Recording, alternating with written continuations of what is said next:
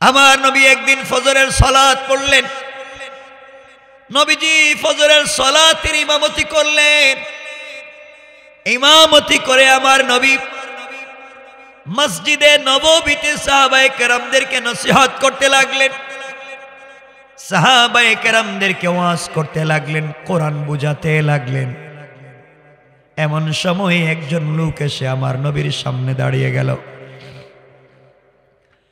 আমার নবীর সামনে আবু বকর বসা, ওমর বসা, উসমান আলী বসা। এই যুবক এসে চোখের পানি ছেড়ে ছেড়ে আমার নবীকে ডাক দিয়া বলছেন, ইয়া রাসূলুল্লাহ, ইয়া হাবিবাল্লাহ, পয়গম্বরে আরবি, আমি আপনার কাছে এসেছি আজকের সকালবেলা বড় কষ্ট নিয়া। আমার নবী বললেন, এমন কি হয়েছে, কেনই বা তুমি এসেছ? যুবক ডাক দিয়া বলছেন, পয়গম্বরে আরবি, আমার বাবা ইন্তেকাল করেছেন, এই জন্যে আপনার দরবারে আমি এসেছি। নবীজি বললেন, তোমার বাবা ইন্তেকাল করেছে, তো তুমি কেন আমার কাছে এসেছো, কি জানতে চাও?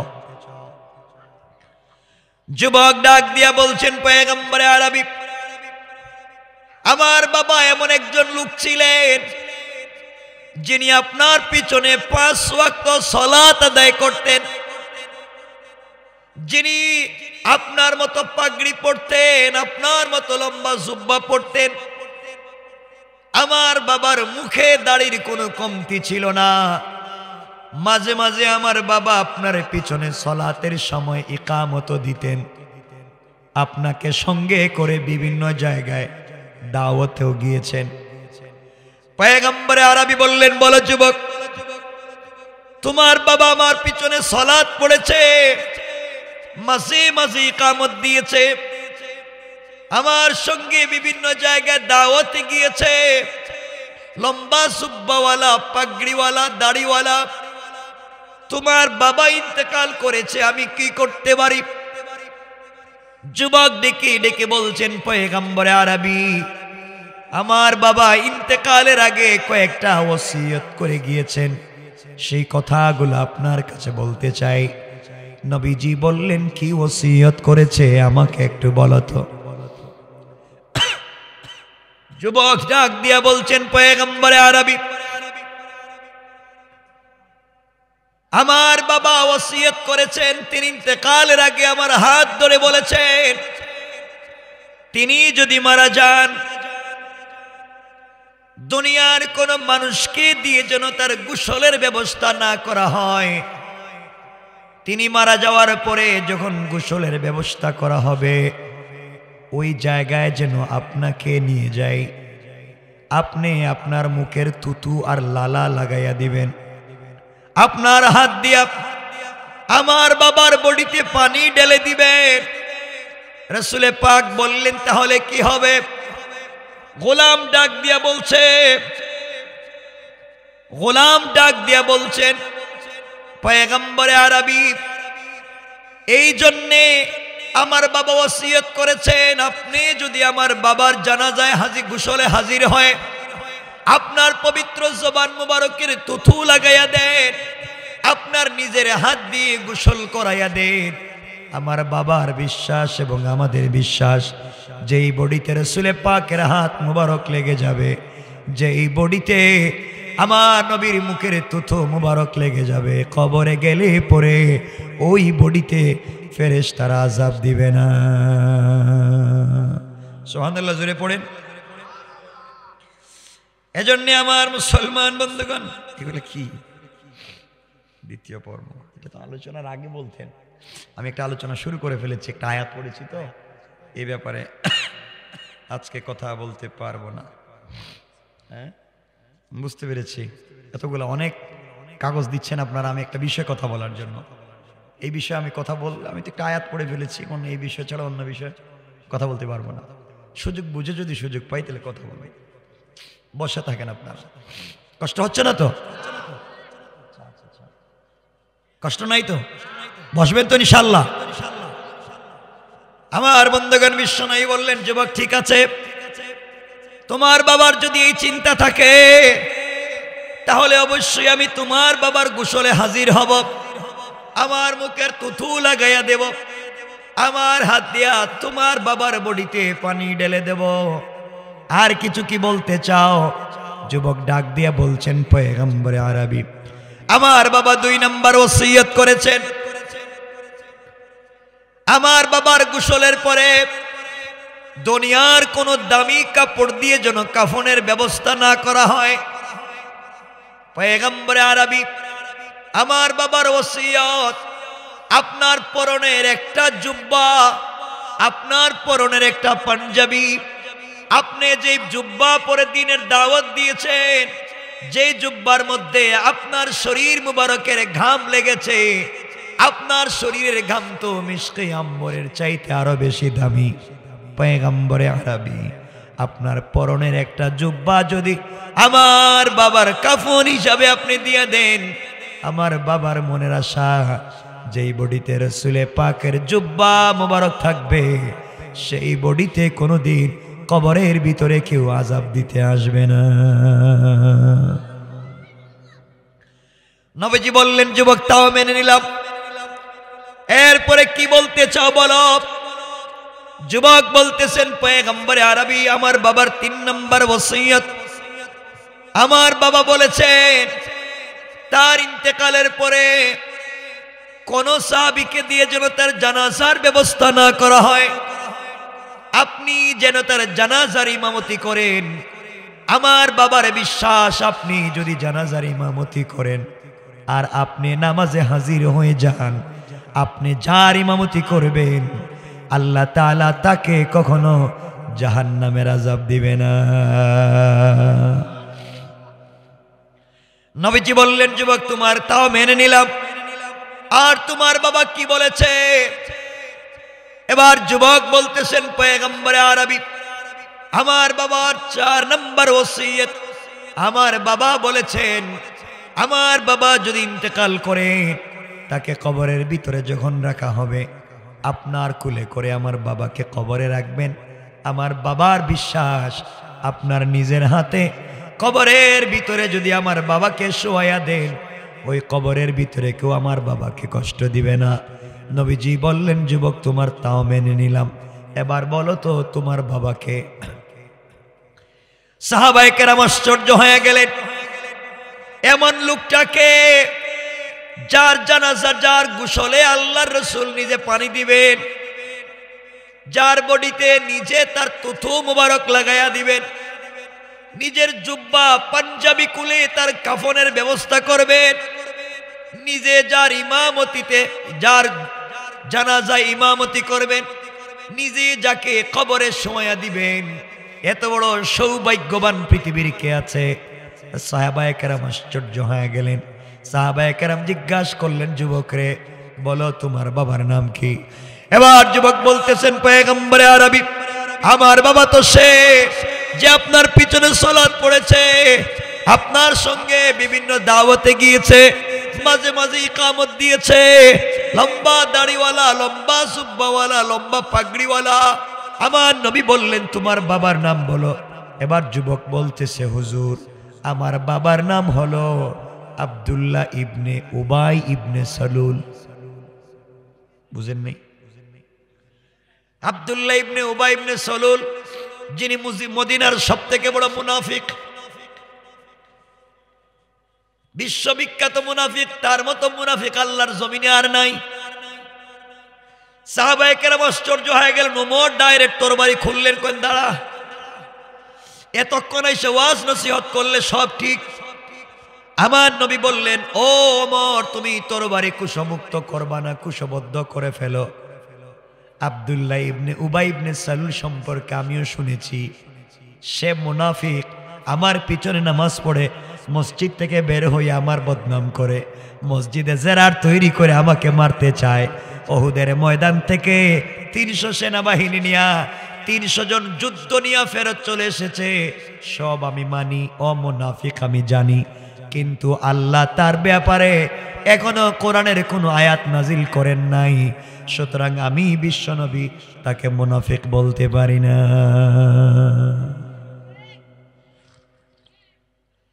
এখান থেকে দুটা বিষয় পরিষ্কার করতে চাই। একটা হলো কারো ব্যাপারে 100% সঠিক বিষয় না জানা পর্যন্ত কোনো মন্তব্য করবেন না। কথা বুঝতে পেরেছেন? মন্তব্য করতে যাবেন না, হারাম। 2 নম্বর হলো একজন মুনাফিকের জানাজা, বিশ্ববিখ্যাত মুনাফিক, এর মতো মুনাফিক আর নাই।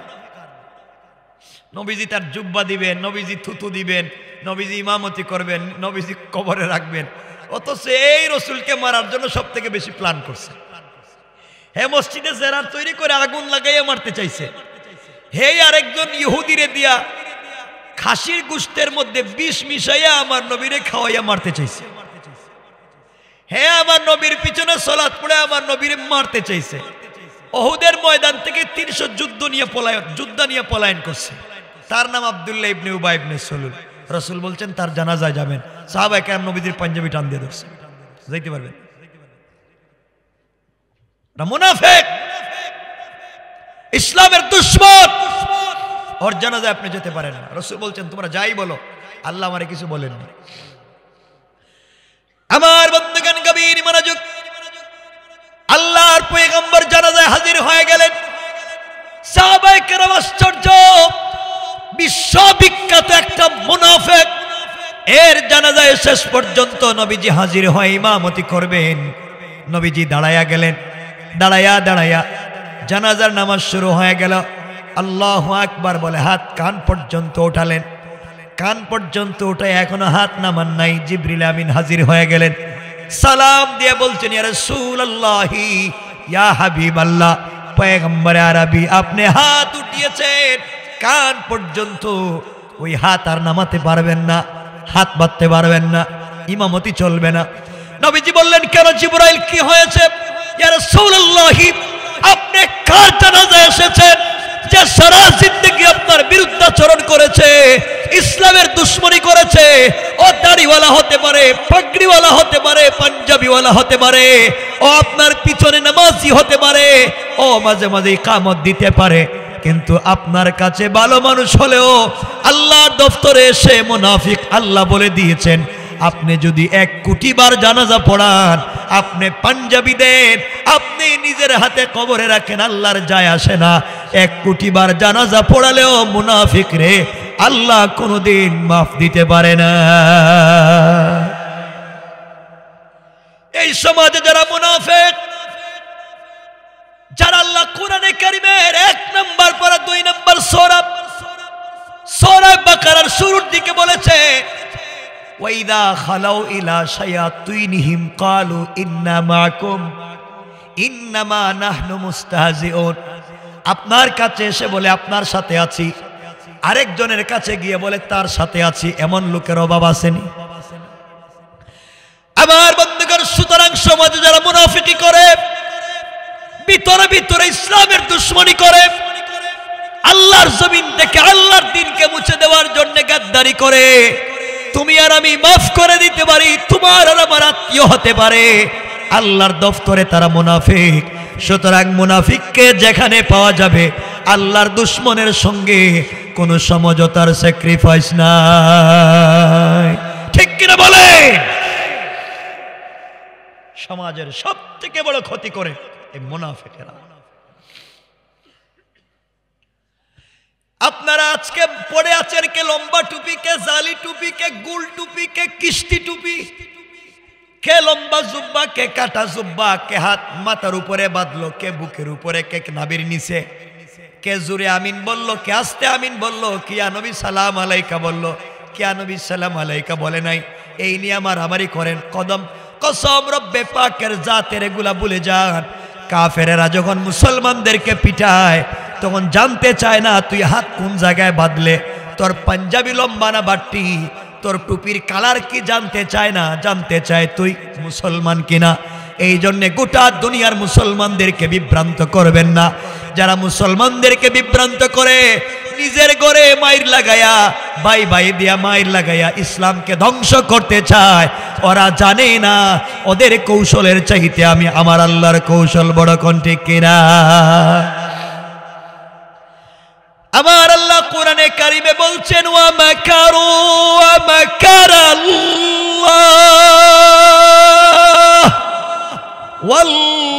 ওয়াল্লাহু খায়রুল মাকিরিন।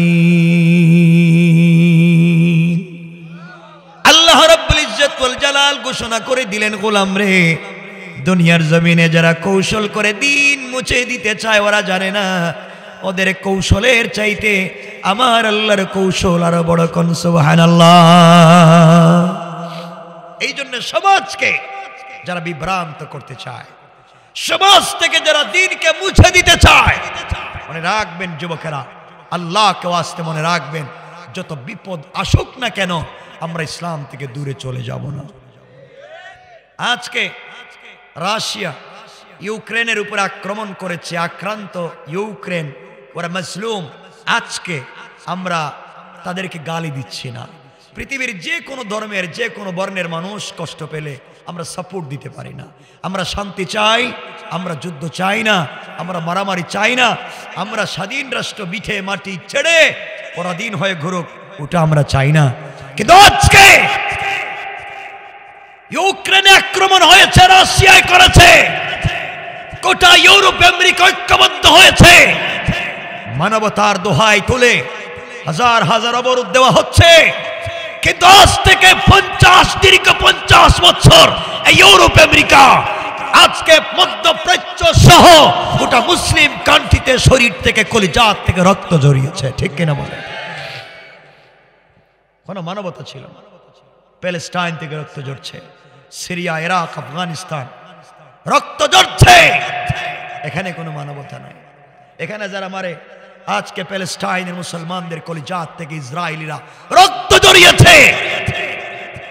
মায়ানমারের বৌদ্ধরা মুসলমানদেরকে কষ্ট দিয়েছে। ভারতের কাশ্মীরে মুসলমানদের নির্যাতন হচ্ছে, কেউ বলে না, কারণ ওরা মুসলিম।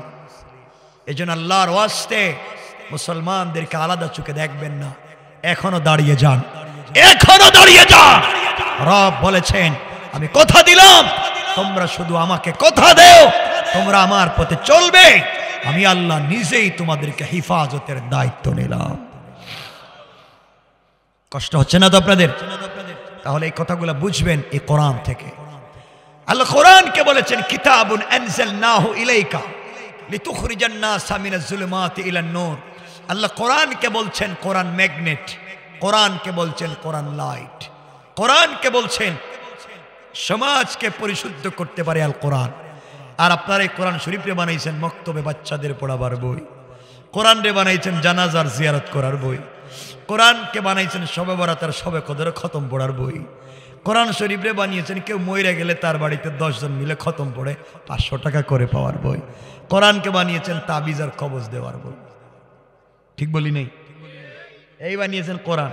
অথচ আল্লাহ বলছেন কোরআন একটা লাইট, সমাজের যেই জায়গায় অন্ধকার সমাজকে আলোকিত করতে পারে একমাত্র আল কোরআন। ঠিক কিনা বলেন? কষ্ট হচ্ছে আপনাদের? কষ্ট না হলে আমরা সামনের দিকে যেতে চাই। আমার মুসলমান ভাইরা, আমার মুসলমান বন্ধুগণ, কথাগুলো শুনবেন। এই কোরআন যদি সাথে থাকে কি হবে? আপনাদেরকে সামনের দিকে নিয়ে যেতে চাই। যদি কষ্ট না হয় তাহলে আলোচনা করব, চলবে তো ইনশাআল্লাহ? কষ্ট হচ্ছে না তো?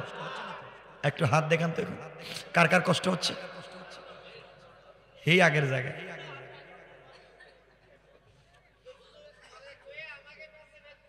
মানে দেখলাম যে আপনাদের আবেগ ঠিক আছে নি। এখন আপনাদেরকে বুঝাবো এই কোরআন। ভাই, যে যা মন চায়, যে যা মন চায় করতেছেন, কোরআন সাথে রাখেন, দুনিয়ায় কোনো জায়গায় ঠকবেন না, এই কথা আজকে বুঝাবো। আমার মুসলমান বন্ধুগণ, গভীর মনোযোগ কথাগুলা দিল দিয়ে শোনেন। কোরআন সাথে থাকলে কি হয় আপনি কথাগুলা বুঝেন, আমার মা বোনদেরকে বুঝান। কোরআন যদি সাথে থাকে আপনার কোনো ভয় নাই। রাসূল পাক সাল্লাল্লাহু আলাইহি ওয়াসাল্লাম একদিন তার বন্ধু আবু বকরকে বললেন, আবু বকর, চলো তোমাকে নিয়ে যাই, কাবা চত্বরে যাই। আজ আমি বিশ্বনবী তোমাকে কোরআন তিলাওয়াত করে শোনাতে চাই। আবু বকর বললেন, ইয়া রাসূলুল্লাহ, ইয়া হাবিবাল্লাহ, পয়গম্বরে আরবি, এর চাইতে বড় জীবনে পাওয়ার আর কি আছে?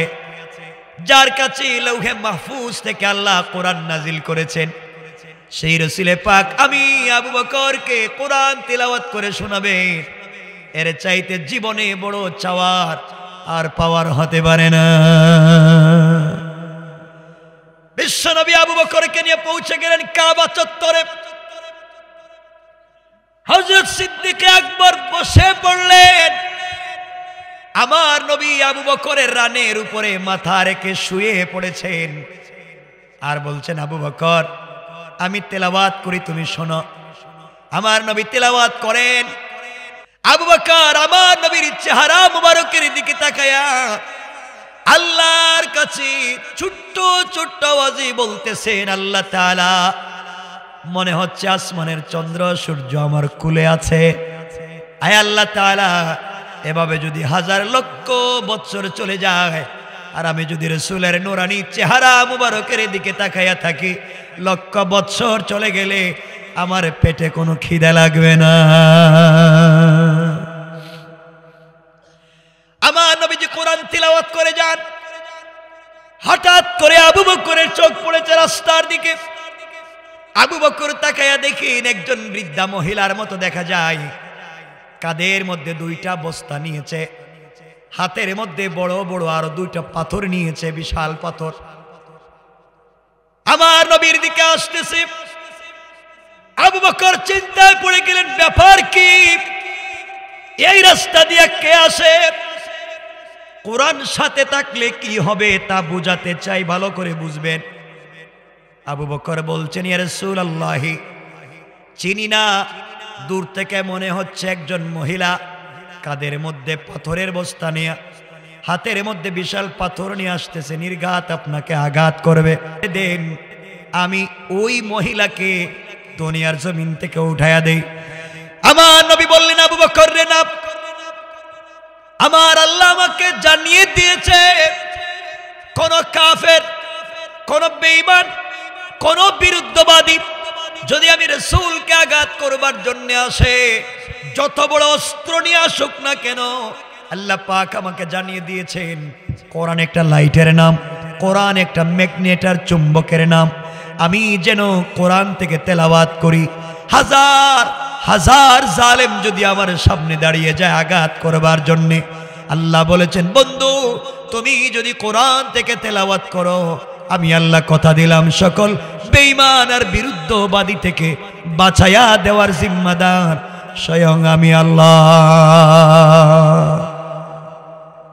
আবু বকর আসতে দাও। এক পর্যায়ে আমার নবীর কাছাকাছি পৌঁছে গিয়েছে। আবু বকর তাকায়া দেখেন, চিনতে পারলেন আবু লাহাবের স্ত্রী উম্মে জামিল। আবু লাহাব আমার নবীর চাচা, আবার আমার নবীর বিয়াই। এর অর্থ হলো আমার নবীজি তার দুইটা মেয়েকে আবু লাহাবের দুই ছেলে উতবা এবং উতাইবার কাছে বিয়ে দিয়েছিলেন নবুয়তের আগে। এই জন্যে আবু লাহাব একদিকে নবীজির চাচা, অপর দিকে বিয়াই। আবু লাহাবের স্ত্রী উম্মে জামিল একদিকে রাসূলের চাচি, অপর দিকে বিয়াই। আবু বকর বললেন, পয়গম্বর আরবি, আপনার চাচি এবং বিয়াইন উম্মে জামিল হাতের মধ্যে পাথর নিয়ে আসতেছে, নির্ঘাত আপনাকে আঘাত করবে, নির্ঘাত আপনাকে আঘাত করবে। যদি কোনো মহিলা আপনাকে আঘাত করে, এর চাইতে লজ্জার কিছু হতে পারে না, অপমানের কিছু হতে পারে না। পয়গম্বর আরবি, আপনি আমাকে বলেন কি করতে হবে? আমার নবী বললেন, আবু বকর আমি কোরআন থেকে তেলাওয়াত করব। আমার বিশ্বাস আমার রব আমাকে বলেছে যার ভিতরে 8টা গুণ আছে সে জিন্দেগিতে কোনোদিন ক্ষতিগ্রস্ত হবে না। আবু বকর বললেন, পয়গম্বর আরবি বলেন তো 8টা গুণ কি? আমার নবী বলছেন, আবু বকর রে, 4টা গুণ আল্লাহ কোরআনে কারীমের 30 নম্বর পারা সূরা আল আসরে বলেছেন। আল্লাহ বলেছেন, ওয়ালা আসর, আসরের কসম, সময়ের কসম, কালের কসম, যুগের কসম, ইন্নাল ইনসানা লাফি খুসর, সকল মানুষ ক্ষতিগ্রস্ত আর বিপদে, 4 দল ছাড়া। পয়গম্বর আরবি বলেন না আমাকে, রাসূল পাক বলছেন, আবু বকর রে, আল্লাহ বলেছেন 1 নাম্বার ইল্লাল্লাযীনা আমানু, যারা ঈমান এনেছে। 2 নাম্বার ওয়া আমিলুস সালিহাত, যারা নেক আমল করেছে। 3 নাম্বার ওয়া তাওয়াসাউ বিল হক, যারা সকল সময়ে সকল জায়গায় সত্যের উপরে অটল অবিচল থাকে। 4 নাম্বার ওয়া তাওয়াসাউ বিস সবর, যারা জালেমের জুলুমের সময় ধৈর্য ধারণ করে। এই 4 গুণ অর্জন করবার পরে কোরআনে কারীমের 19 নম্বর পারা 25 নম্বর সূরা আল ফুরকানের 63 নম্বর আয়াত থেকে আল্লাহ আরো 4 গুণ বলেছেন। 1 নম্বর, যারা অহংকার করবে না, দুনিয়ার জমিনে যারা গালি দিবে না। 3 নম্বর, যারা রুকু সিজদা আল্লাহর পায়ে করবে। 4 নম্বর, সাকারাতের আগে আল্লাহর কাছে তওবা করবে। 30 নম্বর পারার 4 গুণ, 19 নম্বর পারার 4 গুণ। এই 8 গুণ যার ভিতরে থাকবে, আল্লাহ বলেছেন দুনিয়ার জমিনে কোনো কাফের যদি তাদেরকে আঘাত করবার জন্য আসে, তারা যদি আমার কোরআন থেকে তেলাওয়াত করে, আমি আল্লাহ এটা কেমন অ্যাটম বম বানাইয়া দিতে পারি। ওই কোরআন তেলাওয়াতের মাধ্যমে তাদেরকে বাঁচাইয়া দিব। পড়েন সুবহানাল্লাহ। আবু বকর, আমি কোরআন থেকে তেলাওয়াত করব, দেখি তো কি হয়ে যায়। উম্মে জামিল আসতে লাগলো। আবু বকরের রানের উপরে আমার নবী শুয়া শুয়া কোরআন তেলাওয়াত করেন। উম্মে জামিল দৌড়াইয়া আমার নবীর সিনা মুবারকের সামনে দাঁড়াইয়া, আবু বকর তো আশ্চর্য হয়ে গেলেন, আবার পাথর মারে কিনা। আমার নবীর সিনা মুবারকের সামনে উম্মে জামিল দাঁড়াইয়া আবু বকরকে ডাক দিয়া বলছে, আবু বকর বলো তো, তোমার বন্ধু মুহাম্মদ ইবনে আব্দুল্লাহ কোথায়? সারাদিন মক্কার অলিতে গলিতে খুঁজেছি, কোথাও তাকে পাই নাই। তোমার কাছে এসেছি, তুমি এখানে মক্কায় বাইতুল্লাহ কেন বসে আছো? বলো তো তোমার বন্ধু কোথায়? আবু বকর আশ্চর্য হয়ে গেলেন, ব্যাপার কি? আমার নবীর সিনা মুবারকের সামনে দাঁড়ায়া আমার নবীকে দেখে না, আমি আমার নবীকে 2টা নয়ন ভরে দেখি। আমার রানে শুয়ে আছেন, আমি তার কোরআন তেলাওয়াত শুনি। উম্মে জামিল নবীজির সামনে দাঁড়াইয়া নবীজিরে দেখে না, ব্যাপার কি? আল্লাহু আকবার বলেন। আবু বকর বললেন, উম্মে জামিল, আমার নবী তোমার ভাতিজা এবং বিয়াই, তুমি খুঁজে দেখো না কোথায় আছে। নবী আবু বকর চিন্তা করলেন, আমার নবীর সামনে দাঁড়াইয়া নবীজিরে দেখোস না, আমারে দেখোস, আবার মারবে কেমনে? উম্মে জামিল পুরা কাবা ঘর খুঁজলো, হাতিমে কাবা গেল, মিনা মুজদালিফা গেল, জামারাত গেল, জমজমের পানির কাছে গেল, কোথাও আমার নবীরে খুঁজে পাইল না। আবার আমার নবীর সিনার সামনে দাঁড়াইয়া আবু বকরকে ডাক দিয়া বলছে, আবু বকর, খুঁজলাম মুহাম্মদ ইবনে আব্দুল্লাহকে পেলাম না, জানাইয়া দিও আমি তার চাচি এবং বিয়াইন। হাতে পাথর নিয়ে আসছিলাম, তাকে মারবার জন্য খুঁজে পেলাম না। মক্কায় যদি কোনো জায়গায় পাই তাকে আস্ত রাখবো না। আবু বকর বললেন, তোর মনে মনে বললেন, তোর সামনে তুই দেখোস না। সুবহানাল্লাহ বললেন, তুই তো মারবি, সামনেই তো দেখতেছিস না। আবু বকর বললেন, ঠিক আছে আমি বলবো না, আপনি যান। উম্মে জামিল গালাগালি করে চলে যায়। এবার আবু বকর উঠে আমার নবীকে জড়াইয়া কপালে চুম্বন করে বলছেন, পয়গম্বরে আরবি বলেন তো দেখি, আপনার সামনে দাঁড়াইয়া উম্মে জামিল আপনাকে দেখে না, আমারে দেখে, ব্যাপার কি? আমার নবী বললেন, আবু বকর রে, আল্লাহ বলেছেন, কিতাবুন আনজালনাহু ইলাইকা লিতুখরিজান নাসা মিনাজ যুলুমাতি ইলান নূর। কোরআন তো অন্ধকার থেকে আলোর পথ দেখায়। আমি কোরআন থেকে তেলাওয়াত করেছি, আমার আল্লাহ কোরআন তিলাওয়াতের বরকতে হিজাবাম মাসতুরা, আকাশ থেকে একটা গোপন পর্দা পাঠায়া কাফেররা আমার মধ্যখানে পার্টিশন সৃষ্টি করে দিয়েছেন। পড়েন সুবহানাল্লাহ, আল্লাহু আকবার। এই কোরআন আজও আমাদের কাছে আছে, কিন্তু আমরা কোরআন বুঝতে পারলাম না। রাসূল বলছেন, এই কোরআন পড়ো, কোন বেঈমান আপনার কোনো ক্ষতি করতে পারবে না। আমার বন্ধুগণ, এই কথা বুঝাবার জন্য আরেকটু বুঝাইয়া দেই। কোরআন যদি সাথে থাকে, আল্লাহ কেমনে আপনাকে সাহায্য করবেন, এই কথাটা বুঝাইয়া দেই। এটা আমার মূল বিষয়। আমার নবী আখিরি জামানার পয়গম্বর, সরকারে কায়নাত, দু জাহানের সরদার, নবী রহমত জনাবে মুহাম্মদ রাসূলুল্লাহ সাল্লাল্লাহু আলাইহি ওয়াসাল্লাম। আমার বন্ধুগণ, দুনিয়ার জমিনে জিন্দা নবীজি যেই দিন হিজরত করে মক্কা থেকে মদিনায় যাবেন, ঘটনা বলবো না, কোরআন থাকলে কি লাভ তা বুঝাতে চাই। আমার নবী যেদিন মক্কা থেকে হিজরত করে মদিনায় যাবেন, গভীর রজনীতে জিবরিল আমিন এসে আমার নবীকে ঘুম থেকে উঠালেন। নবীজি ঘুম থেকে উঠে গেলেন, জিবরাইল বলছেন, ইয়া রাসূলুল্লাহি, ইয়া হাবিবাল্লাহ, পয়গম্বরে আরবি, আপনি সফর শুরু করেন ইয়াসরিবের দিকে, খেজুর বাগানের দিকে, মদিনার দিকে। আমার নবী উঠে গেলেন, হিজরতের জন্য তৈরি হয়ে গেলেন, চলে যাবেন। হঠাৎ করে আওয়াজ হলো, আওয়াজ আসলো, কাফেররা, বেঈমানেরা নেজা নিয়া, বল্লম নিয়া, তীর নিয়া আমার নবীজির ঘরের চতুর্দিক দিয়ে বেষ্টন করে রেখে দিয়েছে। নবীজি ঘর থেকে বের হলে আঘাত করবে, মেরে ফেলবে। আমার নবীজি আল্লাহকে বললেন, আল্লাহ তাআলা, আপনি আমাকে বলেছেন হিজরত করার জন্য, এদিকে কাফেররা আমার ঘরের চতুর্দিকে, ঘর থেকে বের হলে তো আমাকে মেরে ফেলবে। আল্লাহ বললেন, বন্ধুরে, তোমার ভিতরে 8টা গুণ আছে, তুমি কোরআন তিলাওয়াত করো, তোমার সঙ্গে কোরআন আছে, তুমি ঘর থেকে বের হওয়ার দায়িত্ব তোমার, আর হেফাজতের জিম্মাদার স্বয়ং আমি আল্লাহ। আমার নবীজি বললেন, আল্লাহ তাআলা, ওয়ালাকিন লিয়াতমাইন্না কলবি, আপনি বলেছেন আপনি আমাকে বাঁচাবেন, এতে কোনো সন্দেহ নাই, কিন্তু অন্তরে শান্তি পাই না, অন্তরে প্রশান্তি পাই না। আল্লাহ আদ-দুনিয়া বিল ওয়াসাইল, দুনিয়া ওয়াসিলার মাধ্যমে হয়। আপনি আমাকে কোনো জিনিস দেন যার মাধ্যমে প্রতিরোধ করতে পারে, আত্মরক্ষা করতে পারে।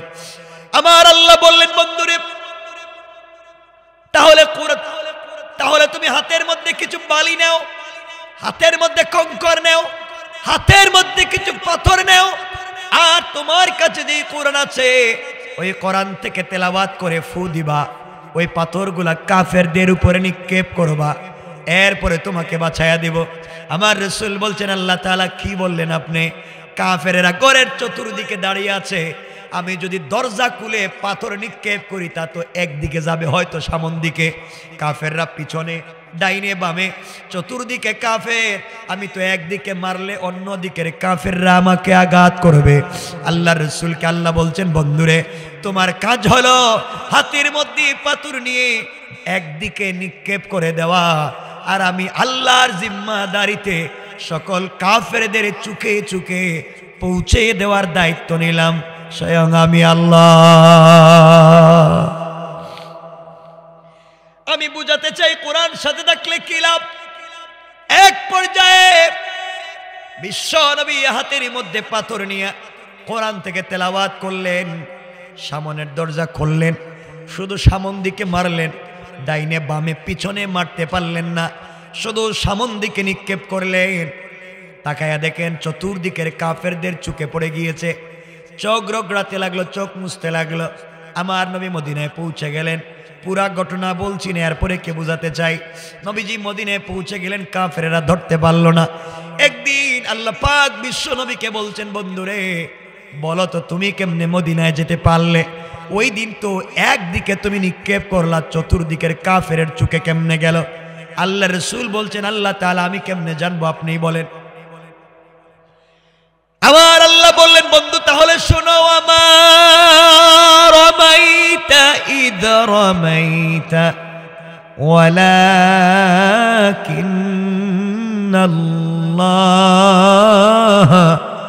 রামা। আল্লাহ রাব্বুল ইজ্জত ওয়াল জালাল বললেন, বন্ধুরে, তুমি যখন কোরআন সাথে নিয়া কোরআন তিলাওয়াত করে কাফেরদের উপরে কঙ্কর গোলা নিক্ষেপ করেছ, তোমার হাত থাকে নাই, নিক্ষেপ করার সাথে সাথে ওটা আমি আল্লাহর কুদরতের হাত হয়ে গিয়েছে, আর আমি আল্লাহ আমার হাত দিয়া সকল কাফেরদের চোখে চোখে পৌঁছে দিয়েছি। পড়েন সুবহানাল্লাহ। এই জন্য আমার বন্ধুগণ, আমার আল্লাহ বলছেন, কিতাবুন আনজালনাহু ইলাইকা লিতুখরিজান নাসা মিনাজ যুলুমাতি ইলান নূর। আল্লাহ রাব্বুল ইজ্জত ওয়াল জালাল বলেছেন, গোলাম রে, চলার পথে যদি কোরআন সাথে রাখতে পারো, কাফেরেরা, তোমার বিরুদ্ধবাদী জালেমেরা, তোমার দুশমনেরা তোমাকে আঘাত করবার জন্য আসবে। তুমি কোরআন থেকে তিলাওয়াত করে দেখবা, যত বড় দুশমন হোক না কেন, তোমার কদমে এনে ফেলে দেওয়ার দায়িত্ব আমি আল্লাহর। কোন সুবহানাল্লাহ, আল্লাহু আকবার বলে। কিন্তু আমার কষ্ট হচ্ছে যুবক তোমাদের প্রতি, আজকে কিছু বললেই তোমরা ব্যস্ত, আসো না তাফসিরে ব্যস্ত, আসো না ওয়াজে ব্যস্ত, আসো না দ্বীনের কাজ করে ব্যস্ত। আরে বোকা, তুমি জানো না তুমি দুনিয়া দুনিয়া দুনিয়া দুনিয়া বলে যত ব্যস্ত, তোমার চাইতে কোটি গুণ বেশি ব্যস্ত আজরাইল তোমাকে নিয়া। ঠিক কিনা বলেন? মুসলমান মনে করেছো তুমি খুলনা শহরের সব থেকে বড় বিজনেস ম্যাগনেট, তুমি ব্যবসা করতে গিয়ে জোহরের নামাজ নাই, দুনিয়ার কাজে লিপ্ত হয়ে আসরের নামাজ নাই, বিজনেসের সময় দিতে মাগরিবের নামাজ নাই, ব্যবসা বাণিজ্য করতে ইশার নামাজ নাই, সারা দিন টাকা টাকা টাকা, দুনিয়া দুনিয়া দুনিয়া, এগুলা করতে করতে ইশার পরে রাত্রে 10টায় কেশের বাক্স খুলে টাকা গনতে গিয়েছ। টাকা নাকি তোমার, বিজনেস নাকি তোমার, কত টাকা আজকে ইনকাম করেছ? আরে বুকা, তুমি জানোই না তুমি যখন কেশের বাক্স খুলে টাকা গনতে গিয়েছ, হতে পারে তোমার কেশের বাক্সের ভিতরে আজরাইল বসা। ঠিক কিনা বলেন? আজরাইল আল্লাহ কি বলছে? আল্লাহ আমসিক আত্রুক, ওরে ছাইড়া দিব না ধর্ম। ও বলতেছে টাকা তার, ও বলতেছে বিজনেস তার। আল্লাহ বলো তুমি ছাইড়া দিব না ধর্ম। আল্লাহ কয়ে কান বরাবর গরম করে একটা থাপ্পড় দে। আল্লাহ থাপ্পড় দিব। আজরাইল যখন থাপ্পড় দিছে, আল্লাহ থাপ্পড় দিলাম তো কি? কয় দেখের মাথা গরম হইছে। কয় আল্লাহ মাথা গরম হইলে কি হয়? কয় ব্রেইন স্ট্রোক। কথা বলেন না, হয়নি এগুলা? কথা বলেন না, হয় হয়ে যায়। দুনিয়া নিয়ে ব্যস্ত। আরে যুবক ভাই, তোদের পায়ে ধরে বলছি, আমি শেষ পর্যন্ত আজকে যে কথাগুলো বলতে চাই, দিল দিয়ে শোনো। কি বুঝাতে চাই? যুবক, তোমার নাকি আমেরিকার স্পন্সর এসেছে, তুমি নাকি ইংল্যান্ডে চলে যাচ্ছ, তুমি নাকি স্পাউস ভিসায় ইউরোপে চলে যাচ্ছ, তুমি নাকি স্টুডেন্ট ভিসায় কানাডা চলে যাচ্ছ, তোমার পাসপোর্টে ভিসা লাগছে, তুমি ইউরোপ আমেরিকা চলে যাইবা, তুমি আগামীকালকে তোমার 10টার দিকে ফ্লাইট, তুমি সবার কাছ থেকে বিদায় নিচ্ছ, বন্ধু বান্ধব সবাইকে স্মরণ রাখছো, দূরের আত্মীয় স্বজনকে টেলিফোনে বিদায় নিচ্ছ। আরে বুকা, সবাইকে মনে রাখলে নিমক হারামের মতো যাকে ভুইলা গেলে একটা বার রবকে স্মরণ করলে না, সব ভুইলা গেলা, সব করলা, রবকে মনে নাই। সারাদিন সবার কাছ থেকে বিদায় নিয়েছ, আগামীকালকে নাকি তোমার ফ্লাইট, বাসায় এসে পাসপোর্টে লাগানো ভিসা বালিশের নিচে রেখেছ। তোমার বালিশ 50,000 টাকা দামের, তোমার বিছানা 1 লক্ষ টাকা দামের, তোমার পালংটা 5 লক্ষ টাকা দামের, তোমার এয়ার কন্ডিশন, এয়ার কুলার, টাইসার, সিরামিক, তুমি তো ঘুমাইছো, সকালবেলা তোমার ফ্লাইট। আরে বুকা, তুমি জানোই না হতে পারে তোমার বালিশের নিচে আজরাইল বসা। ঠিক কিনা বলেন? আজরাইল আল্লাহরে বলছে, আল্লাহ ওর পাসপোর্টে ভিসা লাগাইছে, আগামীকালকে নাকি তার ফ্লাইট, সব বলতেছে তার, সবার কাছ থেকে বিদায় নিছে, একটা বারও তোমার স্মরণ করে নাই। রব তুমি বলো না কি করব? আল্লাহ কয় দেশের মুখ বরাবর একটা থাপ্পড়। আল্লাহ থাপড়া দিলে কি হইব? কয় বডিটা ঘামবো। কয় বডি ঘামলে কি হয়? Heart attack. কথা কোন লাগে? হয়নি, হয় হয়, শেষ শেষ, সব পড়ে আছে। এজন্য যুবক, খুলনার মানুষ শোনো, একদিন এই এলাকার চৌধুরী বাড়ির চৌধুরী বাড়ি থাকবে, চৌধুরী থাকবেন না, খান বাড়ির খান বাড়ি থাকবে, খান সাহেব থাকবেন না, এমপির বাড়ির এমপির বাড়ি থাকবে, এমপি থাকবেন না। একদিন তোমার বানানো টাকায় বাড়ি থাকবে, থাকবো না তুমি আর আমি। ঠিক কিনা বলেন? এজন্য যুবকদেরকে বলছি, ভাই আমি কতক্ষণ কথা বলবো? না, আমার টাইম আছে তো একটা। আপনাদের কষ্ট হচ্ছে মনে হয়? যাক, বেশি লম্বা আজকে করা যাবে না বলছে, মোটামুটি একটা সময় আমি রেখে দিব। কষ্ট হচ্ছে না তো আপনাদের? কবে লম্বা করবো না। আমার বন্ধুগণ, বুঝেন কি বলতে চাই? এগুলা বুঝেন, যেটা বলতেছি এটা বুঝেন কমপক্ষে। বাকিগুলা যদি সুযোগ পাই দিলে বলবেন। আমার ভাইরা বুঝেন, যুবক তোমাদের কাছে বলছি, তোমাদের ওয়াজ করার কি লাভ? আজকে তোমরা যেই জায়গায় খারাপ হইছ, যুবকরা আছে আর তার গার্লফ্রেন্ড আছে, ঠিক কিনা? এটাও কই ঠিক। এত খারাপ জিনিস ঠিক হইব কেমনি? এটা তো বাজে জিনিস। আর যুবক শোনো, তুমি যেই মেয়ের প্রেমে পড়েছ, তোমার গার্লফ্রেন্ড যার চামড়া অনেক বিউটিফুল স্মার্ট, যার চেহারা এক্সট্রা অর্ডিনারি করা, যার মুখের কথা শুনলে কুত্তার মতো রাস্তায় দৌড় দিয়ে বাইরে যাও, কারো কথা শোনো না। যেই মেয়ের সাথে প্রেম করে 30 বছর বিদেশে থেকে সব টাকা এই মেয়ের পিছনে খরচ করেছ, যার সাথে প্রেম করতে গিয়া মা বাবার সঙ্গে খারাপ ব্যবহার করেছ, যার সাথে সম্পর্ক করতে গিয়া পড়ালেখায় লালবাতি জ্বালিয়েছ, যার সাথে সম্পর্ক করতে গিয়া নিজের অস্তিত্ব নষ্ট করেছ। আরে বুকা যুবক, তুই জানিস না এই মেয়ে যদি আগামী কালকে মইরা যায়, 72 ঘন্টার ভিতরে তার সুন্দর চামড়ার থেকে বের হবে পোকা, ঠিক কিনা বলে? পোকা।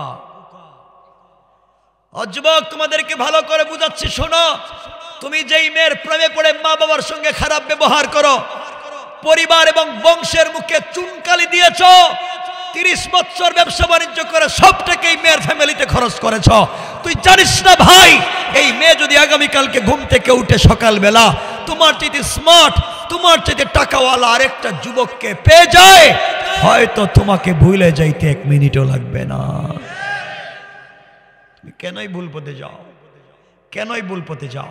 আমি আমার মায়েদেরকে বলবো, আমি আমার বোনদেরকে বলবো, যুবকদের স্মার্টনেস দেখে, যুবকদের টাকা পয়সা দেখে তুমিও তার প্রেমে পড়ে যাইও না। তুমি জানো না বোন, সেও অফিসের কথা বলে, হয়তো কোনো মেয়েকে নিয়া অথবা তার কলিগ কোনো মেয়েকে নিয়া সেও কোনো জায়গায় বসে বাদাম খাইতে পারে, চা খাইতে পারে। এই শয়তানি বন্ধ করে দাও।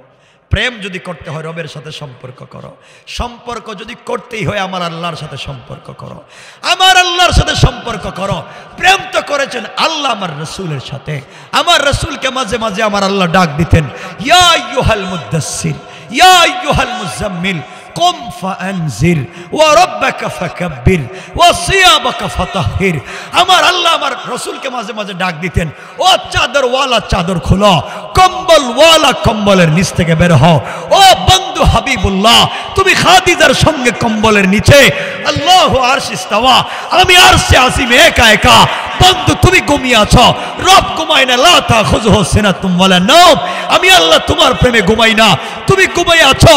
বন্ধু একটাবার ঘুম থেকে উঠো, ঠান্ডা পানি দিয়ে ওযু করো, মুসল্লা বিছাইয়া দাও, কম্বল ফালাইয়া দাও, খাদিজাকে ঘুম পাড়াইয়া দাও।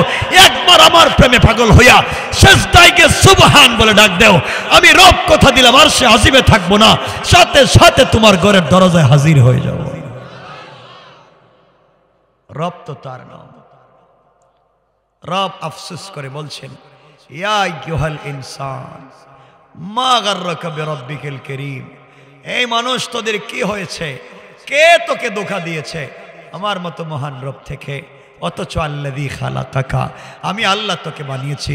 যুবক তোমাদের পায়ে ধরে বলছি ভাই, গুনাই তো করেছ, জিনাই তো করেছ, মদই তো খেয়েছ, ফেনসিডিল ইয়াবাই তো খেয়েছ, বদমাইশি করেছ, আর কি তুমি করবার? তোমার কি বা করার আছে? রব বলছেন, গোলাম একটাবার আয় আর গভীর রাত্রে সেজদায় পড়ে আমাকে সুবহান বলে ডাক দে। কথা দিলাম তোর চোখ থেকে পানি আসার আগে আগে গোটা জিন্দেগির গুনাহ মাফির ওয়াদা দিলাম। রব তো তার নাম। কেমনে বইলা যাও সেই রবকে? আমাকে বলো। ও যুবক, তোদের পায়ে ধরে বলছি, আল্লাহর কাছে আসমান বলে ইদা সামাউন সাক্কাত, আল্লাহ আমি কি আসমান ভেঙে দিব? জমিন বলছে ইদা জুলজিলাতিল আরদু জিলজালাহা, আল্লাহ আমি কি ভূমিকম্প শুরু করব? ইসরাফিল বলছে আল্লাহ আমি কি সিংহায় ফুঁক দিব?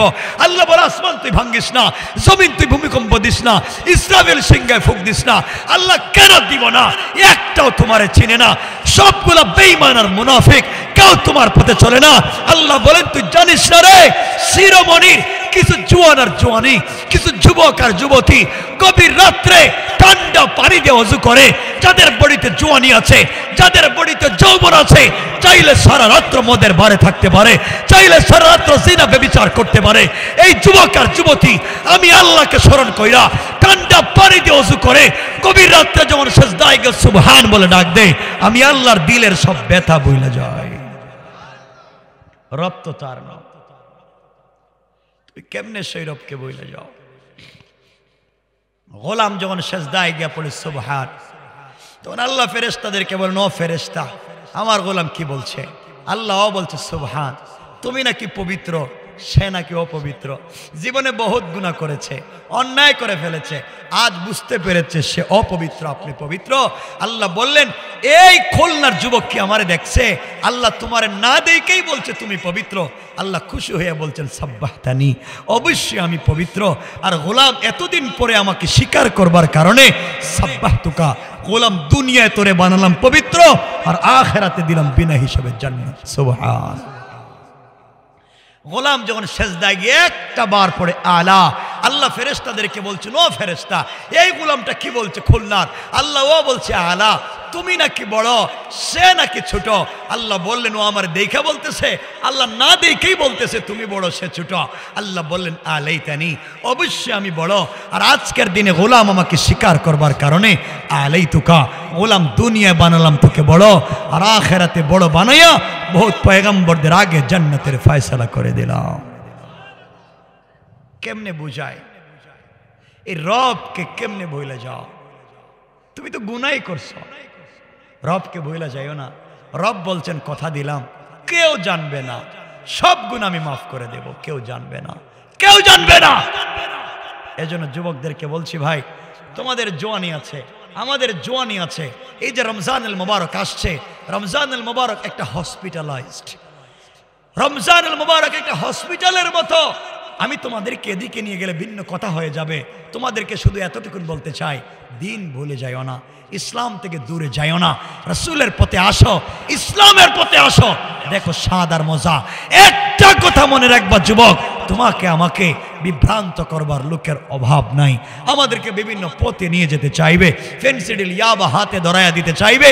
মনে রাখবা, যার জন্য এত কিছু করছো, আল্লাহ কোরআনে কারীমের 29 নম্বর পারা 70 নম্বর সূরা, সূরাল মারিজের 8 নম্বর আয়াত থেকে আল্লাহ রাব্বুল ইজ্জত ওয়াল জালাল বলছেন, একদিন বলবা ইয়াউমিজিম বিবানি, আল্লাহ আমি তো ঘর বাড়ি করলাম, সব তো করলাম মিল ফ্যাক্টরি, কল কারখানা, সব তো আমার সন্তানদের জন্য করছি।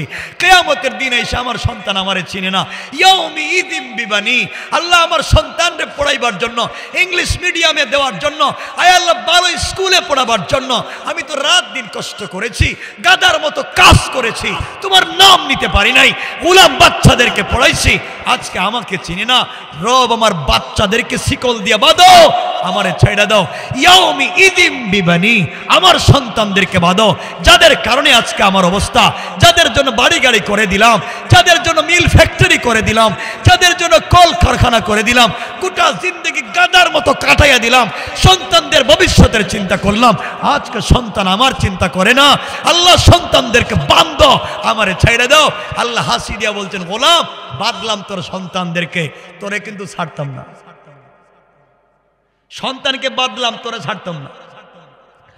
গোলাম বলছে, আল্লাহ তাহলে শোনো, ও সাহিবাতিহি ওয়া আখি, আল্লাহ আমার আমলনামায় লেখা দেখতেছি আমি ঘুষ খাইছি, আল্লাহ আমার আমলনামায় লেখা সুদ খাইছি, আমি তো খাই নাই, আমার বউ, আমার স্ত্রী, ও সাহিবাতিহি, ওর কারণে খেয়েছি। আল্লাহ বলেন কেমনে? আল্লাহ আমি যে চাকরি করি, ওই চাকরি দিয়ে 3 বেলা খাবার জোটে না। বউ আমারে প্রতিদিন বলে, পাশের বাড়ির ভাই যে চাকরি করে, আপনি একই চাকরি করেন, তার ঘরে air cooler, air condition, tiles আর সিরামিক, আপনার ঘরে নাই কেন? আল্লাহ আমি তো ঘুষ খাই না, এজন্য আমার ঘরে নাই।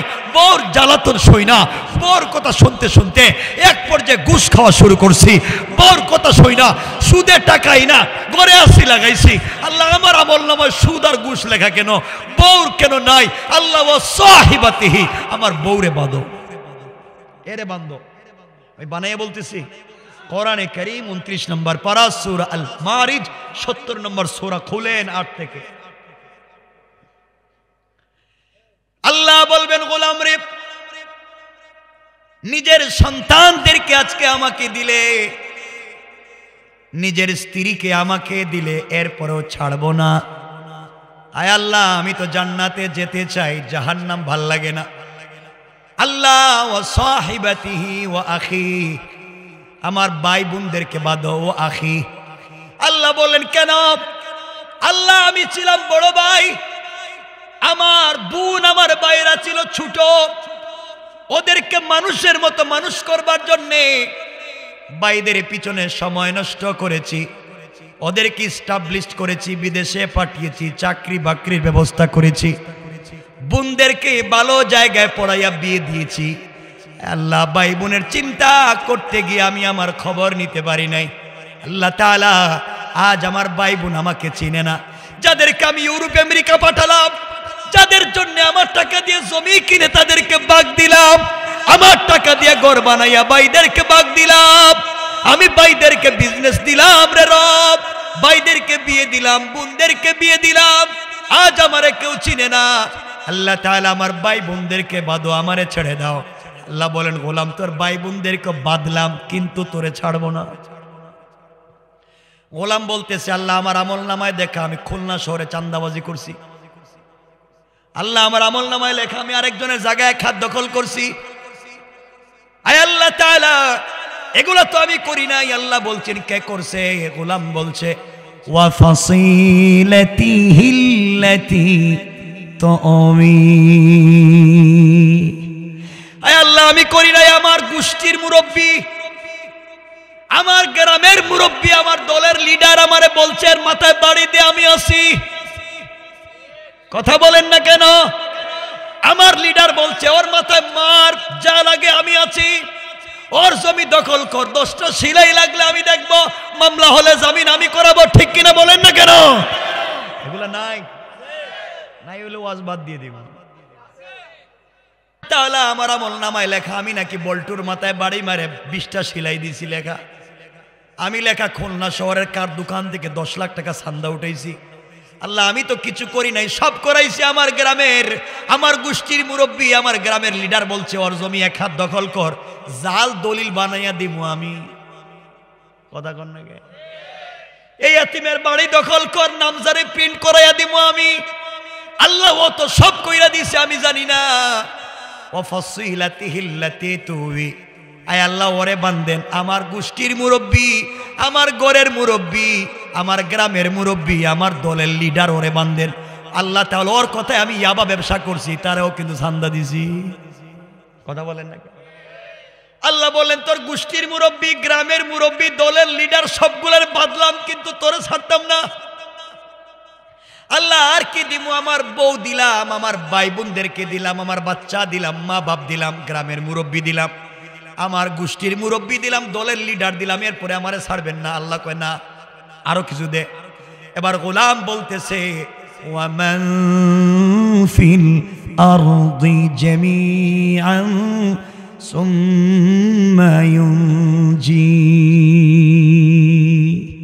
আল্লাহ, ওয়ামান ফিল আরদি জামিআ, আসমানের নিচে জমিনের উপরে যত সম্পদ চুকে পড়ে সব তোমারে দিলাম।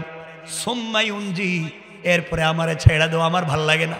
যে আযাব দেখতেছি জীবনে বিশ্বাস করি নাই, এখন বিশ্বাস হয়েছে পিঠা খায়া। আয় আল্লাহ, আমারে ছেড়ে দাও। এবার আল্লাহ বললেন, গোলাম রে, তুই নিজেকে বাঁচাবার জন্য সন্তানদেরকে দিলে, নিজেকে বাঁচাবার জন্য তোর স্ত্রী দিলে, নিজেকে বাঁচাবার জন্য ভাই বোন দিলে, মা বাপ দিলে, নিজেকে বাঁচাবার জন্য মুরব্বী দিলে, গ্রামের লিডার দিলে, তোর দলের লিডারকে দিলে, সব দিলে, আসমান জমিনে যা আছে সব দিলে, কি মনে করো ছেড়ে দিব? আল্লাহ, আমারে ছেড়ে দেন। আল্লাহর পরের আয়াত থেকে, অর্থাৎ 15 নম্বর আয়াত থেকে আল্লাহ বললেন, কাল্লা ইন্নাহা লাযা। আল্লাহ বলেন, কাল্লা, কখনো না, তোরে ছাড়তাম না। আল্লাহ, এত কিছু দিলাম, ছাড়বেন না? না, তাহলে কেমনে মারবেন? আয় আল্লাহ তাআলা, কাল্লা, কখনো আল্লাহ বলছেন ছাড়বেন না। ইন্নাহা লাযা, আগুন দিয়ে জ্বালাবেন। কেমন আগুনের? পরের আয়াতে আল্লাহ বলছেন, নাজ্জাআতাল লিশ-শাওয়া। আল্লাহ বললেন, এমন আগুন থাকবে যে আগুনে চামড়া জ্বালায়, হাড্ডি জ্বালায়, গোশত জ্বালায়, চামড়া বডিতে যা আছে সব জ্বালিয়ে দে, কিন্তু রূহ জ্বালাবে না, জীবন যাবে না, এভাবে পিটাবো। এখন তুই ডাক দে, যেই বউর কথায় উল্টাপাল্টা করলে, যেই সন্তানের কথা এত কিছু করলে, যেই মুরব্বীর কথায় বদমাইশি করলে, যেই মুনাফিকের কথা ইসলামী আন্দোলনের বিরোধিতা করলে, ওদেরকে ডাক দে। এরপরে রাত আল্লাহ বলবেন, ডাক দে, তাদউ মান আদবারা ওয়া তাওয়াল্লা। ডাকস না, দেখ কেউ আসেনি, তাদু ডাক দেখো, আল্লাহ ডাকছি, কি কয়? কয় মান আদবারা, দেখছে ওয়া তাওয়াল্লা, কিন্তু ভাগছে। আল্লাহ বলেন এখন কি? আল্লাহ আমার টাকা পয়সাও তো আসছিল কিছু, দুনিয়া বাড়ি গাড়ি তো ব্যাংক ব্যালেন্স তো ছিল, ওগুলো নিয়েও আমারে ছেড়ে দেন। এরপরে রাতে আল্লাহর জবাব দিলেন,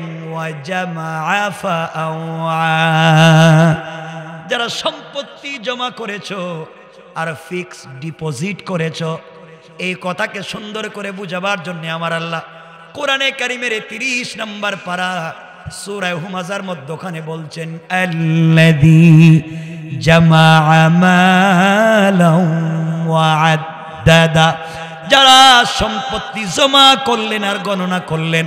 আল্লাহ বলেন, সম্পত্তি জমা আর গণনা করো, ফিক্স ডিপোজিট করো, কিয়ামতের দিন কোনো কাজে আসবে না। আমি যেদিন ধরবো ওদিন কিন্তু ছাড়বো না। কথা কি বিশ্বাস হয়? এই জন্য আল্লাহ রাব্বুল ইজ্জত ওয়াল জালাল বলেছেন, গোলাম রে, সমাজের বিকারগ্রস্ত থেকে সমাজকে যদি বাঁচিয়ে নিতে হয়, সমাজের অন্যায় অনাচার থেকে যদি বাঁচিয়ে আনতে হয়, গোলাম আজকে রাত্রে দেরি করা যাবে না। কথাগুলা দিল দিয়ে শোনো। বুঝাতে চাই যুবক ভাইরা, তোমাদেরকে একটা কথা বুঝাতে চাই, জীবনে যা করো না কেন অন্যায় পথে যাওয়া যাবে না। তোমাদের কাছে আজকে যে কথাটা বলতে চাই, আল্লাহ বলছেন, গোলাম দুনিয়ার জমিনে যা কিছু করো না কেন আমি আল্লাহকে চিনো। আমার আল্লাহ বলেন 19 নম্বর পারা 25 নম্বর সূরা আল ফুরকানে আল্লাহ বললেন, ওয়াল্লাযীনা ইয়াকুলুনা রব্বানা সরিফ আন্না আযাব জাহান্নাম ইন্না আযাবাহা কানা গরামা। আল্লাহ রাব্বুল ইজ্জত ওয়াল জালাল বললেন, গোলাম রে, সাকারাত শুরু হয়ে যাওয়ার আগে, গারগারা শুরু হয়ে যাওয়ার আগে, কবরে চলে যাওয়ার আগে, মালাকুল মউত আজরাইল পৌঁছে যাওয়ার আগে, আমার যে গোলাম গোটা জিন্দেগির গুনার জন্য আমি আল্লাহর দরবারে হাত উঠাইয়া ক্ষমা চাইবে, আমি আল্লাহ কথা দিলাম, গোলাম রে, চোখের পানি চোখ থেকে বের হতে দেরি হবে, আমি আল্লাহ তোমাকে মাফ করে জান্নাতি বলে ফয়সালা করে দিতে আমি আল্লাহর 1 মিনিটও দেরি হবে না। পড়েন সুবহানাল্লাহ। কথাগুলো কি বুঝতে পেরেছেন? কথাগুলো কি বুঝেন? সুতরাং এই জন্য আজকে আমার বন্ধুগণ, ছোট্ট একটা আমলের দিকে গিয়ে আপনাদের কাছ থেকে আমি বিদায় নিতে চাই। আপনাদেরকে ছোট্ট কয়েকটা আমল বলবো, যে আমল করবেন রাসূল পাক বলছেন, মুত্তাফাকুন আলাইহি, বুখারী মুসলিমের হাদিস, সংক্ষেপ হাদিসের অংশ, আখলিস দীনাকা ইয়াকফিকাল আমালুল কালিল, মুখলিস ভাবে যদি নির্বেজাল অল্প আমল করেন, এটাই আপনাকে জাহান্নাম থেকে বাঁচাবে। আর আপনি আমলের গাট্টি নিয়ে গেলেন, নামাজের গাট্টি নিয়ে গেলেন, আল্লাহ বলেন ফাওয়াইলুল লিল মুসাল্লিন, এই নামাজি তোর নামাজের গাট্টি নিয়ে যা।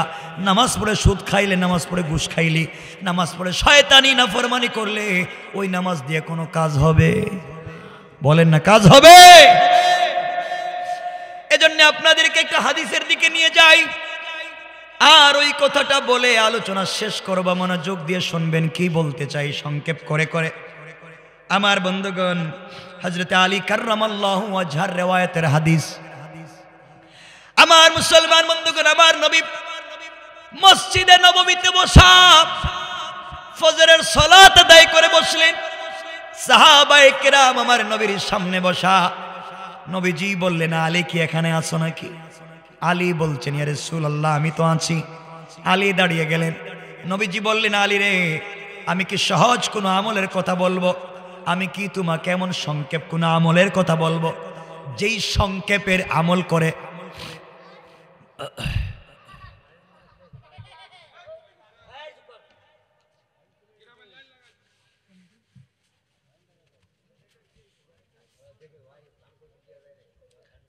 কি খাবো?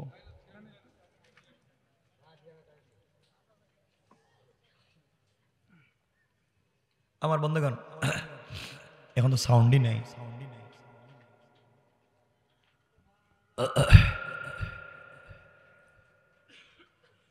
কথা শোনা যায়? যতটুকুন শোনা যায়। আমার ভাইরা, কথাগুলো বুঝেন যতটুকুন বুঝা যায়, এই বলেই আমরা আলোচনা শেষ করব। আমার মুসলমান বন্ধুগণ, আমার নবীজি আলীকে বললেন, আলী রে, তোমাকে কি আমি সংক্ষেপ কোন আমলের কথা বলবো যে আমল করলেই তুমি নির্ভেজাল জান্নাতে পৌঁছে যাবে? আলী বললেন, ইয়া রাসূলুল্লাহ, ইয়া হাবিবাল্লাহ, পয়গম্বর আরবি, অবশ্যই আপনি সেই আমলের কথা আমাকে বলবেন। আমার নবী বললেন, আলী রে, দুনিয়ার জমিনে কেউ যদি বিনা হিসাবে জান্নাতে যেতে চায়, কেউ যদি বিনা হিসাবে, কথাটা মনে রাখবেন, কেউ যদি বিনা হিসাবে জান্নাতে যেতে চায়, কিয়ামতের দিনে আল্লাহর আরশে আজিমের ছায়ায় থাকতে চায়, আমি রাসূলের নিজ হাতে হাউজে কাউসারের পানি পান করতে চায়, বিনা হিসাবে জান্নাতে যেতে চায়, সে যেন প্রত্যেক রাত্রে ঘুমাতে যাওয়ার আগে 4000 দিনার অথবা দিরহাম আল্লাহর রাস্তায় দান করে দেয়। পড়েন সুবহানাল্লাহ। তো ডিস্টার্ব করতেছে বেশি। আমার বন্ধুগণ, আমার নবীজি বললেন, আলী, জান্নাতে যদি যেতে চাও, সংক্ষেপে যদি জান্নাতে যেতে চাও, বিনা হিসাবে যদি জান্নাতে যেতে চাও, আল্লাহর হাউজে কাউসার যদি পান করতে চাও, আর সে আজিমের ছায়ায় থাকতে চাও, তাহলে প্রত্যেকটা রাত্রে ঘুমাতে যাওয়ার আগে 4000 দিনার 4000 দিরহাম অর্থাৎ 4000 টাকা আল্লাহর রাস্তায় দান করে ঘুমায়া যাও। আলী চোখের পানি ছেড়ে দিলেন। আমার নবীকে ডাক দিয়া বলছেন, ইয়া রাসূলুল্লাহ, ইয়া হাবিবাল্লাহ, পয়গম্বর আরবি, প্রত্যেক রাত্রে 4000 টাকা আল্লাহর রাস্তায় দান করে আমি ঘুমাবো। আপনি জানেন আমার ঘরে মাসের পর মাস ঘরের চুলে আগুন জ্বলে না, আপনার ঘরে রান্না হলে আমি খাই, আর আমি 4000 টাকা প্রত্যেক রাত্রে কেমনে দান করে ঘুমাবো? এত টাকা তো আমার নাই, আমি সারা বছরেও তো 4000 টাকা জমা করতে পারবো না। আমার নবী মুচকে হাসি দিয়ে আলীর কপালে চুম্বন দিয়া বলছেন, আলী রে, ও আলী, 4000 টাকা দেওয়া লাগবে না। তুমি যদি প্রত্যেক রাত্রি ঘুমাতে যাওয়ার আগে মাত্র 4 বার সূরা ফাতিহা পড়ে ঘুমিয়ে যাও, আল্লাহ 4000 টাকা সাদাকা করার সওয়াব তোমার আমল নামায় দিয়ে দিবে। আল্লাহু আকবার। ও আলী, কেউ যদি প্রত্যেক রাত্রে ঘুমাতে যাওয়ার আগে 4 বার সূরা ফাতিহা পড়ে ঘুমিয়ে যায়, আমি রাসূলের উপরে শাফাত করা ওয়াজিব হয়ে যায়, হাউজে কাউসার পান করানো ওয়াজিব হয়ে যায়। আল্লাহ পাক তাকে আরশে আজিমের ছায়া জায়গা দিয়ে বিনা হিসাবে জান্নাতের ওয়াদা দিয়েছেন। পড়েন সুবহানাল্লাহ। এবার আলী বললেন, ইয়া রাসূলুল্লাহ, 1 নম্বর 4000 দিনার দান করার সওয়াব পাবো মাত্র 4 বার সূরা ফাতিহা পড়লে, তাহলে আপনি আরো কিছু আমাকে আমলের কথা বলেন। নবীজি বললেন, আলী রে, তাহলে শোনো, তোমাকে আরো কিছু আমলের কথা বলি। ও আলী, তুমি যদি বিনা হিসাবে জান্নাতে যেতে চাও, আমি রাসূলের নিজ হাতে হাউজে কাউসারের পানি পান করতে চাও, আল্লাহর আরশে আজিমের ছায়ায় কিয়ামতের দিনে থাকতে চাও, তাহলে প্রত্যেকটা রাত্রে 30 পারা কোরআন খতম করে তুমি ঘুমাইও। যেই ব্যক্তি 30 পারা কোরআন প্রত্যেক রাত্রে তেলাওয়াত করে ঘুমাবে, আল্লাহ রাসূল বলেছেন তার জন্য জান্নাত ওয়াজিব হয়ে যায়। আলী বললেন, ইয়া রাসূলুল্লাহ, প্রত্যেকটা রাত্রে 30 পারা কোরআন খতম করব, তাইলে ঘুমাইব কখন? আমার নবী মুচকে হেসে বললেন, আলী রে, তুমি যদি মাত্র 3 বার সূরা ইখলাস পড়ে ঘুমিয়ে যাও, 3 বার সূরা ইখলাস পড়তে পারলে আল্লাহ 30 পারা কোরআন খতমের সওয়াব দিয়ে দিবে। আল্লাহু আকবার। কয়টা পাইলাম? দুইটা।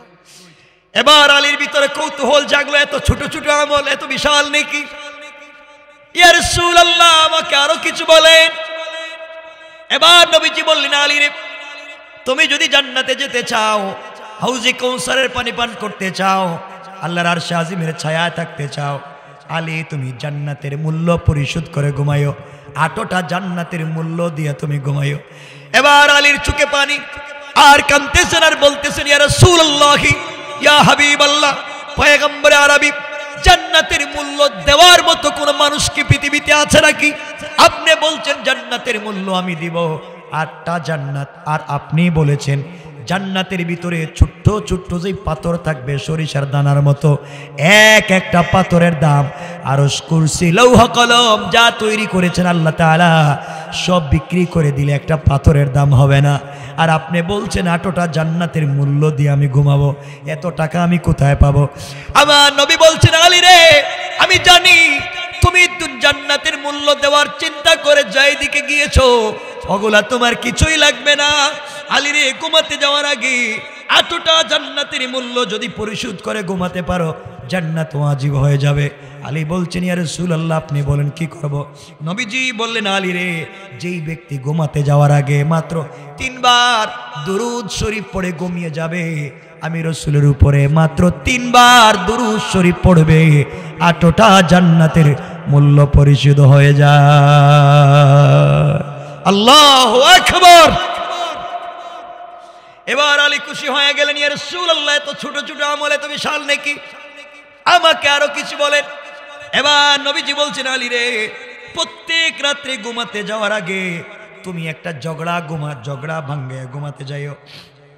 2 ভাইয়ের মধ্যে ঝগড়া লেগে গিয়েছে, 2 গ্রামে ঝগড়া লেগে গিয়েছে, 2 দেশে মারামারি লেগে গিয়েছে, স্বামী স্ত্রীতে ঝগড়া লেগে গিয়েছে, বাবা ছেলে ঝগড়া লেগে গিয়েছে, মা মেয়ে ঝগড়া লেগেছে। এই ঝগড়া মিটাইয়া তুমি ঘুমাইয়া যাইও, ঝগড়া মিটাইয়া ঘুমাইয়া গেলে তুমি জান্নাতে পৌঁছে যাবা। হযরতে আলী বলছেন, ইয়া রাসূলুল্লাহ প্রতিদিন কার ঘরে মারামারি হয় আমি কেমনে জানবো?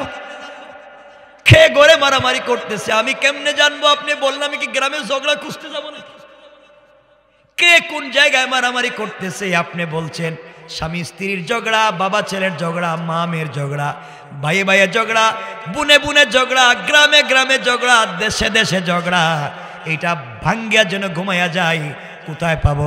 আমার নবী বললেন, আলী রে, প্রত্যেক রাত্রে ঘুমাতে যাওয়ার আগে তুমি যদি শুধুমাত্র কেবলমাত্র 10 বার আস্তাগফিরুল্লাহ আস্তাগফিরুল্লাহ আস্তাগফিরুল্লাহ 10 বার বলে ঘুমাইয়া যাও, একটা ঝগড়া মিটাইয়া দিলে যেই সওয়াব, এই সওয়াব আল্লাহ তোমার আমল নামায় লিখে দিবে। আল্লাহু আকবার। আর কত সহজ করলে বুঝবেন, আর কত সহজে জান্নাতে যাইতেছে। এবার সাহাবায়ে কেরাম মসজিদে নববীতে দাঁড়িয়ে গেলেন আর বলছেন, ইয়া রাসূলুল্লাহ আপনি আলীকে এত কিছু বলছেন, এবার আমাদেরকে আরো কিছু বলেন, আমরাও শুনবো। নবীজি বললেন, তাহলে শোনো আলী সহ সাহাবায়ে কেরাম শোনো, তোমরা প্রত্যেকটা রাত্রে একটা উমরা হজ, একটা মকবুল হজ করে ঘুমাইও। ইয়া রাসূলুল্লাহ আমরা থাকি মক্কায় আর হজ করতে যাওয়া, আমরা থাকি মদিনায়, হজ করতে যাওয়া লাগবে মক্কায়। প্রত্যেক রাত্রে একটা উমরা কেমনে করব? প্রত্যেক রাত্রে একটা হজ কেমনে করব? হজ তো একবার হয়, আমরা এগুলা কেমনে করব? আমরা মদিনায় থাকি। আমার নবী বলছেন, ও সাহাবীরা শুনো, তোমরা যদি প্রত্যেকটা রাত্রে একটা মকবুল হজ এবং একটা মকবুল উমরার সওয়াব পেতে চাও, 5 লক্ষ 10 লক্ষ টাকা খরচ করে হজ করতে গিয়া হজ কবুল নাও হতে পারে, কিন্তু আল্লাহর রাসূল বলেছেন কেউ যদি ঘুমাতে যাওয়ার আগে 4 বার কালিমা তাইয়্যিবা, যেটা আমরা বলি কালিমা তাইয়্যিবা, যেটা এই কালিমা লা ইলাহা ইল্লাল্লাহু মুহাম্মাদুর রাসূলুল্লাহ, এই কালিমা কেউ যদি রাত্রি 4 বার পড়ে ঘুমিয়ে যায়, 4 বার পাঠ করে ঘুমিয়ে যায়, একটা মকবুল হজ আর একটা মকবুল উমরার সওয়াব আল্লাহ আমল নামায় দিয়ে দিবে। এজন্য আমার মুসলমানদেরকে বুঝাতে চাই, জান্নাতে যেতে চান, একটা মকবুল উমরা, একটা মকবুল হজের যদি সওয়াব পেতে চান, ঘুমাতে যাওয়ার আগে 4 বার কালিমায়ে তাইয়্যিবা পড়ে ঘুমাবেন। আপনারা যদি ঝগড়া মিটাইয়া দেওয়ার সওয়াব পেয়ে জান্নাতে যেতে চান, 10 বার আস্তাগফিরুল্লাহ পড়ে ঘুমাবেন। আপনারা যদি জান্নাতের মূল্য পরিশোধ করে ঘুমাতে চান, মাত্র 3 বার দুরূদ শরীফ পড়ে ঘুমাবেন। আপনারা যদি 30 পারা কোরআন খতমের সওয়াব নিয়ে ঘুমাতে চান, 3 বার সূরা ইখলাস পড়ে ঘুমিয়ে যাবেন। আপনারা যদি 4000 টাকা দান করার সওয়াব পেতে চান, 4 বার সূরা ফাতিহা পড়ে ঘুমিয়ে যাবেন। এই 5 আমল যারা করবে, রাসূল বলছেন ফাদাখালাল জান্নাতা বিসালাম। ইন্তেকাল করতে দেরি হবে, আমার হাত ধরে জান্নাতে যেতে, দারুস সালামে যেতে 1 মিনিটও গোলামের দেরি হবে না। পড়েন সুবহানাল্লাহ। এজন্য আমার বন্ধুগণ, এই জান্নাতে যেতে হলে, এই আমলগুলো করতে হলে দুনিয়ার কোন মানুষের পথ অনুসরণ করে আমল করা যাবে না, দুনিয়ার কোন মানুষের বাতানো পথে করা যাবে না। আল্লাহ বলছে, আমি কোরআনে যেভাবে বলেছি, আমার রাসূল হাদিসে যেভাবে বলেছেন, এছাড়া বিকল্প কোনো রাস্তা নাই। সুতরাং জান্নাতে যাওয়ার একটা মাত্র পথ, সেটা হলো আল্লাহর হুকুম আর রাসূলের তরিকা। হুকুমের নাম কোরআন, তরিকার নাম রাসূলের সুন্নাহ। এই জন্য কোরআন সুন্নাহ ছাড়া বিকল্প কোনো রাস্তা নাই। এই কথা আমার আল্লাহ আমার তেলাওয়াতকৃত আলোচ্য আয়াতে বললেন, কিতাবুন আনজালনাহু ইলাইকা লিতুখরিজান নাসা মিনাজ যুলুমাতি ইলান নূর। আল্লাহ রাব্বুল ইজ্জত ওয়াল জালাল বললেন, গোলাম রে, জান্নাতে যদি যেতে হয় তাহলে কোরআন নামক লাইট এবং ম্যাগনেটকে সাথে রাখবা। দুনিয়ার জমিনও বিভ্রান্ত হবে না, ইন্তেকালের পরও বিভ্রান্ত হবে না। তোমরা যদি কোরআন নামক লাইটকে সঙ্গে রাখতে পারো, ইন্তেকাল করলে রাসূলে পাকের হাত ধরে জান্নাতে যেতে পারবা। কোন সুবহানাল্লাহ। এজন্য আমার বন্ধুগণ, আমরা পারবো তো কোরআন সাথে রাখতে ইনশাআল্লাহ? সবাই বলেন না ইনশাআল্লাহ। আল্লাহ আমাদের সবাইকে কবুল করুক। রাত্র প্রায় 12:15।